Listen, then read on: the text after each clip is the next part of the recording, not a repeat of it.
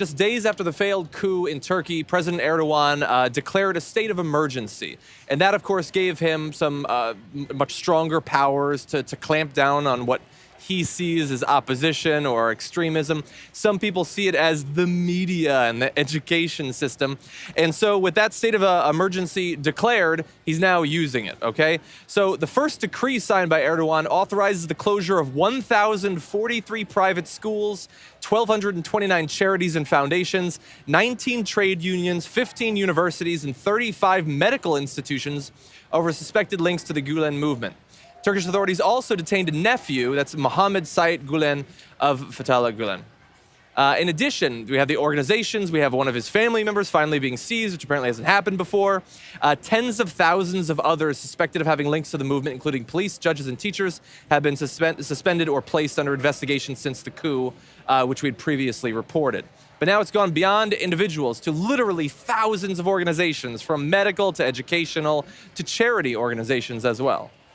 So let's clarify what makes sense and what doesn't make sense in this purge.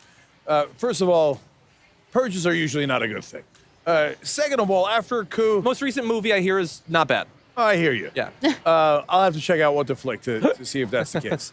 They liked it. After a coup, a small purge perhaps could be understandable of the people who did the coup. What's interesting is that the military is only a small fraction of the people being purged, and a small fraction of the military is being purged. So it's less than 10% of the military that is being detained and purged, and it is about less than 1/6 of the purge is the military. So the 5/6, the overwhelming majority of the purge is like teachers, judges, prosecutors, even charities, as John just explained, and journalists is the most important part. Now, but a large section of the military higher command has been arrested. So that's the context as well. Now, what makes sense doesn't make sense. Gulen, this Fethullah Gulen that you've been hearing about, the guy in Pennsylvania, does have a tremendous influence within the power structure of Turkey, and he does have people planted in all those different areas. So it is an amazing organization, and they spend a lot of time and effort recruiting people, including, and I hate to say this because I hate the purge of the journalists, but including into media organizations, and yes, schools, and schools not like public schools like we think of, but sometimes schools that teach education from a Muslim perspective. And yes, he's definitely got prosecutors and police and military, some portions of the military on his side. Now, also understand that Erdogan, it's not like there was a coup and he was like, oh, let me take a couple of days to whip up a list of 60,000 people. He was writing so fast. They already had the list. Yeah.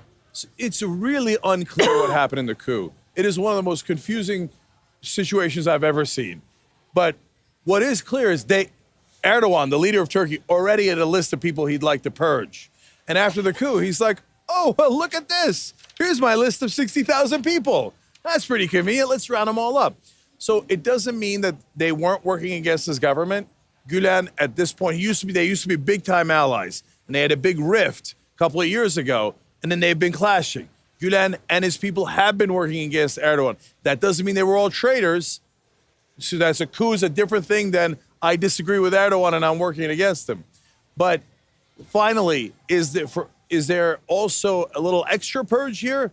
Yes, because some of the journalists that are purged are not part of Gulen's organization at all. There's a left-wing journalist, renowned left-wing journalist, who has nothing to do with Gulen, can't stand Gulen, but has criticized Erdogan. Erdogan's like, add him to the list, right? I mean, we were seeing a lot of that even before the coup. That's absolutely right. Yeah. So he is now using the coup as an excuse to purge almost all of his opponents, legitimate or illegitimate, and that is deeply troubling for Turkish democracy. There are so many things that were questionable about that coup in the first place, right? And I don't want to get into the conspiratorial category, but I feel like the first thing that a military would do during a coup is detain the leader.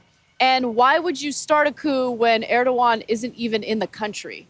No, he was down in the southern part of the country. Okay. So he wasn't at the capital, and he wasn't in Istanbul. Okay, that makes sense. Okay. So, no, but the core of your question is exactly right. So Marmaris is a southern resort town, and that's not a bad thing for him to be there outside of a center of power if you're going to do a coup. Yeah. But you've got to go and get him. Right. Yeah. And so Harder for him to organize, and you saw that he was literally like Facebook living to communicate with people because he was out of the halls of power. He was doing a FaceTime actually on his phone, but similar.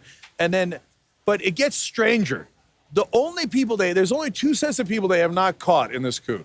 The 8 people that landed in Greece, that's totally understandable. They're seeking asylum in Greece. They're working that out between Turkey and Greece. But the ununderstandable part, that's not really a word, is the 11 commandos that went to go either detain or kill Erdogan in Marmaris. Those are the guys most responsible for the coup. They came to kill the leader, and they're the only guys who aren't caught. Now, that is really curious. Unless they were caught.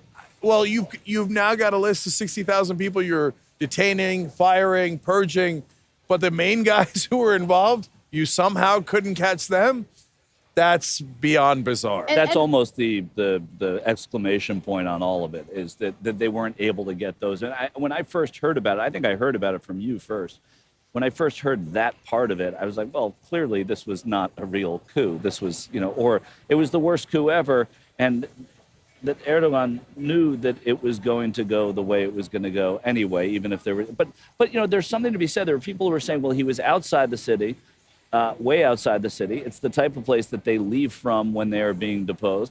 So maybe they gave him a heads up and he was leaving. I don't believe that at all. I believe that this was some sort of an orchestration. And also, but I mean, the big picture thing is it shows how teetering on a democracy Turkey really is. And as they try and portray themselves to become part of the EU, they were this close to having this happen and this go even worse and even further.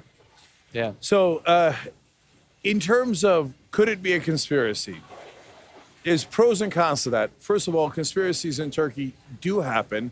That's why, if you ask any Turkish person who did anything, name it, rainstorm, CIA. Okay, they think everything's the CIA. Partly because the CIA has been there. There's substantial rumors that Gulen is an asset of the CIA. So here, they've got a little bit of a case, right? But it's partly because their government does conspiracies all the time. So in their perspective, they're like, well, that is what happens. So, for example, we found out because Gulen was wiretapping Erdogan. Gulen's the guy in Poconos. Erdogan's the leader. And once they did the rift, he leaked tapes of Erdogan's eventual prime minister, not himself, but his second in charge, who's now stepped down, saying, let's do a false flag operation inside Syria. In America, when you hear false flag operations, you think cuckoo for Cocoa Puffs. Right, malicious. In that case, it was a literal false flag operation that they were planning. Let's pretend to attack ourselves so that we have excuse to bomb Assad's government. Yeah. And they have it on the phone from the guy who wound up becoming the prime minister. So those things do happen. Now, was this a conspiracy where Erdogan did it himself? I really, really don't know, because he looked frazzled in that FaceTime video. Yeah. It didn't look like a guy who had planned that, right? And he seems to be in a rage over all the people within his inner circle that did not let him know that the coup was happening for about 4 to 6 hours. That rage seems to be real. And he's taking out some of his inner core people, which leads you to believe he was genuinely surprised.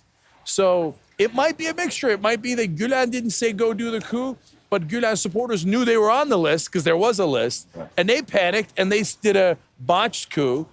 And then maybe they did the botched coup, and then they said, all right, then Erdogan stepped in and said, let's pretend that these guys came to kill us. So what's the upshot then? What happens now?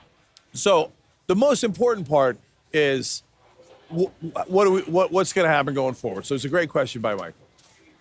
Turkish democracy, unfortunately, is greatly damaged by this. So Erdogan will now entrench power, and I mean, he was literally arresting all of his, not all, but a lot of his opponents. Yes, democracy still exists. Yes, there are opposition parties. They were all so against the coup. They're also doing a demonstration with Erdogan's party. So that'd be like the Republicans and the Democrats and the Libertarians here getting together to do a joint protest against the military coup, which is understandable. So he hasn't arrested everybody who's against him, but he's gotten rid of a lot of his opponents. It will be nearly impossible to displace Erdogan now in an election or otherwise. So buckle up. Whether you like him or not, Erdogan is going to be in charge for a long time in Turkey, and then the state of journalism will be hurt because now he's arrested so many journalists that are opposed to him, and opposition is going to be cowed by what happened here. So, and then can you really know who's winning the elections when one party controls so thoroughly and arrests their opponents? Yeah. It's very hard to tell if the elections are real. It was hard enough to tell if they were real before, and there were real question marks about that. There'll be even further question marks now. So unfortunately, both the coup and Erdogan's reaction to it has taken one of the secular democracies in the world that was a very important place in the world and now put that in doubt.